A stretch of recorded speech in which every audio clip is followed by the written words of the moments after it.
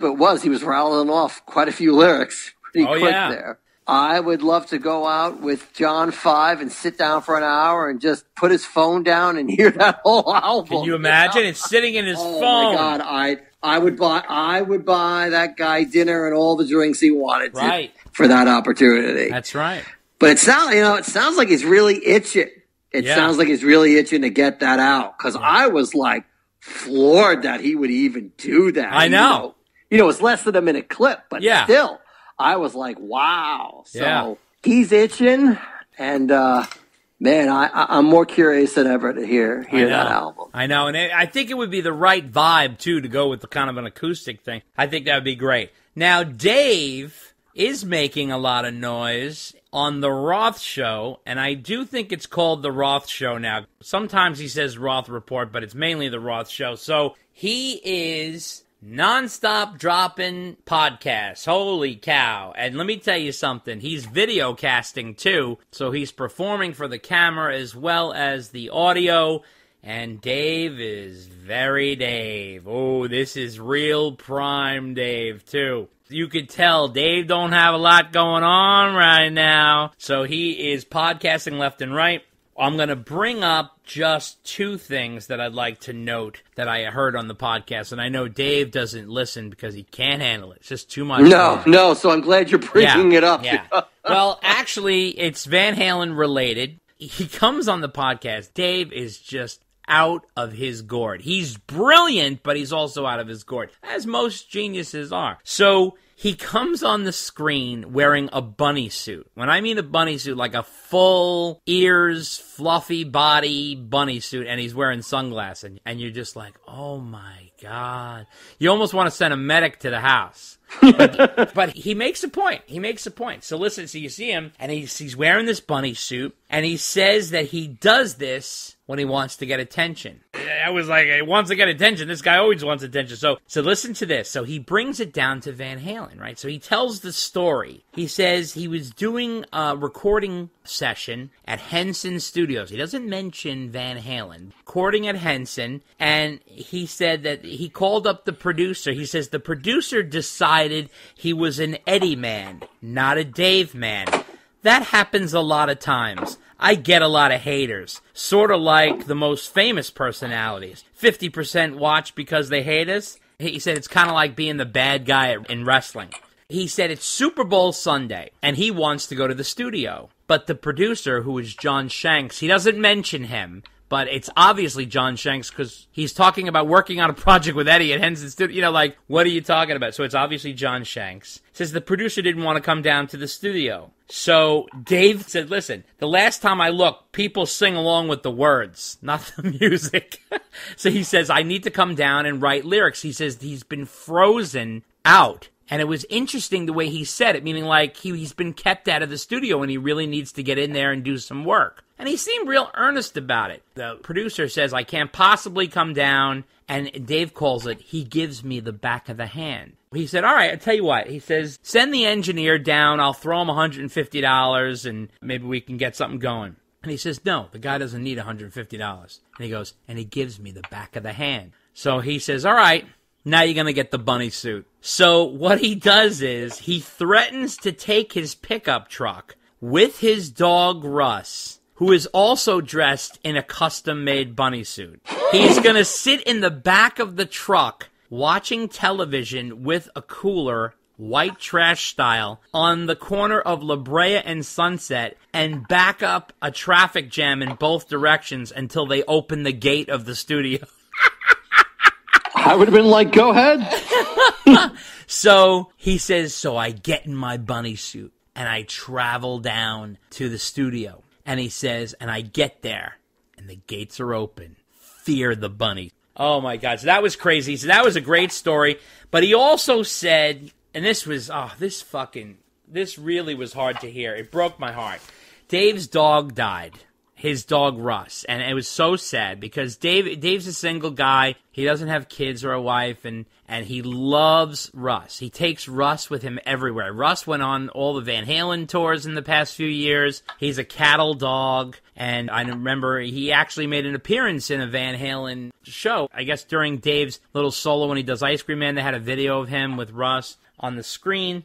And unfortunately, he said Russ was not doing well. He said he couldn't move or roll over. He had severe arthritis, and he said something sweet. Shows Dave does have a big heart. So he said that his sister made an arrangement to get 2 big cheeseburgers, 2 orders of fries, and 2 vanilla milkshakes. And he says, I fed them to the dog, and he says his eyes rolled back into his head, and he fell asleep and went to heaven. And he says, that's how I want to go. Take note in case I can't communicate. 2 burgers.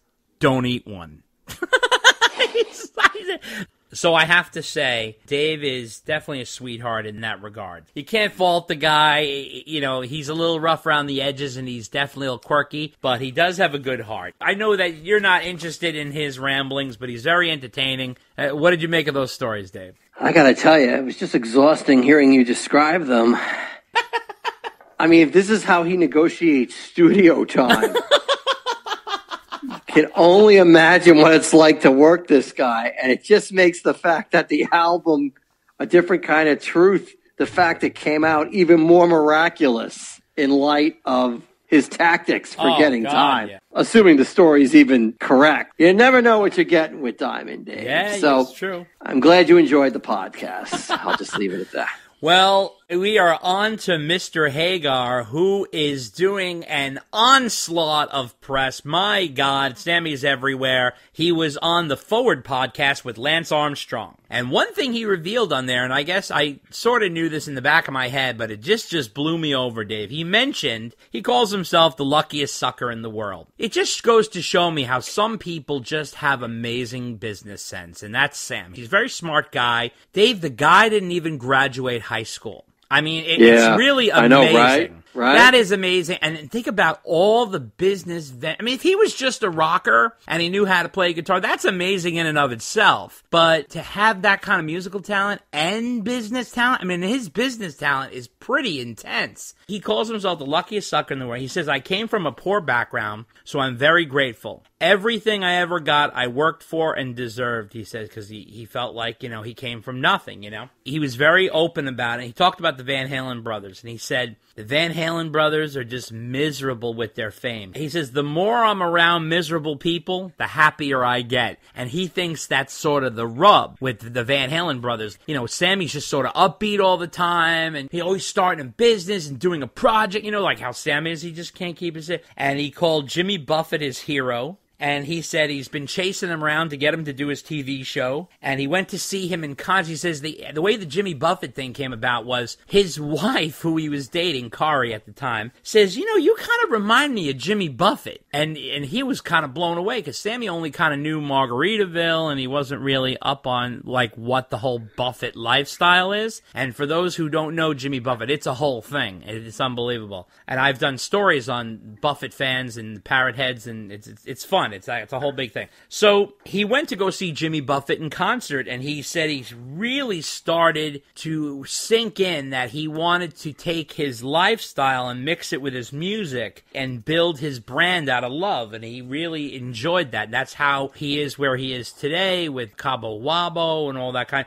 And he also said Cabo Wabo is the favorite thing he's ever done in his life. Above everything, Cabo Wabo is his, crowning achievement. He said he didn't even know what he was doing. He just goes, talk about stepping in shit. He says, I just love Mexican food, and I love tequila, and I mix my passions together, and just unbelievable, this guy. And he says tequila makes you do funny things. Like he said for his album, that greed is the stumbling block. Then he talked about how he actually got burned by being greedy when he was doing the tequila deal, that he still wanted to keep a percentage of the company, and he ended up trying to do that and got screwed out of money and blah, blah, blah. But it was an interesting part. Let me tell you something. Sammy's a great interview because he's very frank, he talks very well, and he's very smart. It's incredible how smart he is. And he's coherent. Oh, yeah. I mean, he talks... Oh, look, the guy has his own radio show. He's got his own TV show. He's not stupid, you know. I mean, he obviously knows what he's doing, and he runs all these businesses, and he's just incredible. So he was talking about the Roth situation, and he says, I don't know if Roth quit or they kicked him out. He goes, but they did the same thing with me. Ed and Al insist that I quit, but I got fired. He goes, it was a Sunday morning, 9 a.m. on Father's Day. I was lying there with my 2-month-old baby, and he was talking about the scenario that went down. He says that he felt bad about the way things went down with the reunion. He says because Eddie was really going crazy, and then he got into it, and he started really letting out some shit. He was saying that Eddie was really rough in that, because Lance was like, why would he mistreat Michael Anthony the way he did? And the way he talks about Michael is so horrible. Michael's such a nice guy. And he says, well, Eddie was rough in that era, in that period. That was 2004 when we did the reunion. Eddie just had his cancer operation. He just had his doctor that was tightening him up pretty good with a lot of interesting things, he said. But he said he was way out there. And he goes, I talked about it in my book, and I swore I'd never do it again. But he said, felt he threw him under the bus.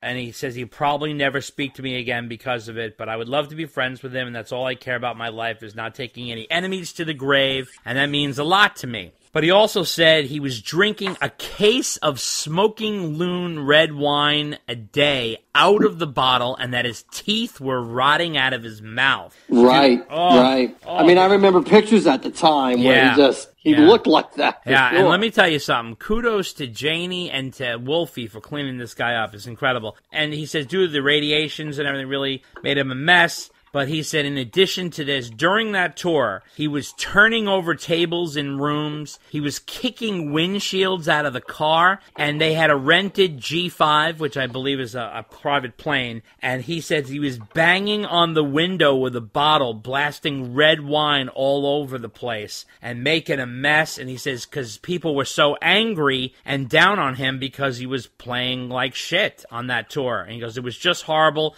I hated to see him like that, and I never spoke to him since. He got pretty deep on there, but he said, you know what? He's seen him recently in pictures, and he says he looks healthy. He says when Eddie's super skinny and crazy looking, he's a wild man, but he goes, when you see a little weight on him, you know he's doing better because he's healthier and he's eating and he's keeping with himself. But he said, we wrote some of the greatest songs in rock history, and I'll brag about that any day. But I don't want to be back in the band. It's just too much luggage at my age. And then he talked about how he reached out to Al and how he just wants to be friends. But he did say, Eddie's not a bad guy. He's one of the sweetest people I've ever met. But he went through a really dark time. And then he talked about the Wolfie situation. And he says, look, I really think he wanted to play with his son. And he can understand that because he has his son on tour with him. But obviously that's no excuse for treating Mike the way he did. So check out The Forward with Lance Armstrong. Check out that podcast. That's a very interesting interview. Yes. Yeah, totally. I was going to say totally worth your time to listen to. Really good interview. Lance is a good interviewer. Oh, yeah. That was impressive. And Sammy is a good interviewee.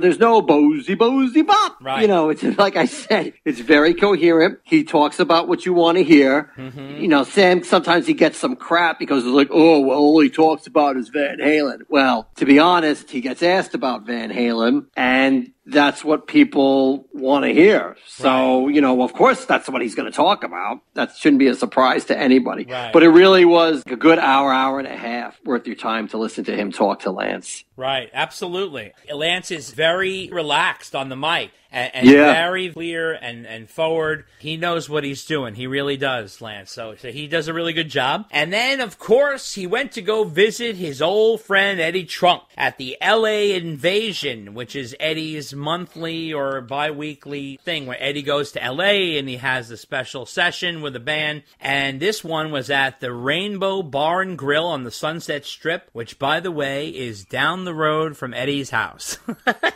Is that right? That's pretty correct. funny. That's correct. So they had an interview on there. and he was promoting his Sirius XM show, which was at the Troubadour, and that was interesting, and we'll get into that, but I'll just talk about this right here. And he talks about the space between and where it's at. He talked about the album and how proud he was of it and how incredible he thought it was, and he was just obviously getting very excited about it. He was talking about how sometimes millionaires can be miserable, and Jason says, "I played with some really miserable millionaires," and Mike shouted out, "So have I," which is kind of funny.